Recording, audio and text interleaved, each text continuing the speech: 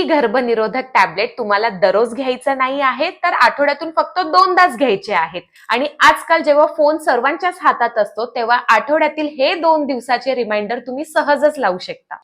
ही tablet government सेटअपमध्ये free of cost मिळते छाया नावाने. एका पॅकेटमध्ये असतात 8 टॅबलेट. तर आता यांना घ्यायचं कसं आहे? पिरियडच्या पहिल्या दिवशी याची सुरुवात करायची आहे. समजा तुम्हाला पिरियड संडेला आले आहेत, तर फर्स्ट टॅबलेट तुम्ही घेणार संडेला आणि सेकंड टॅबलेट तुम्ही घेणार वेनसडेला. असं तुम्हाला दर आठवड्याला रिपीट करायचं आहे. पहिले 3 महिने तुम्ही ही टॅबलेट दर आठवड्याला 2दा घेणार. तिथून पुढचे जे 3 महिने असतील तेव्हा तुम्ही ही टॅबलेट फक्त एकदाच घेणार, म्हणजे दर संडेलाच घेणार.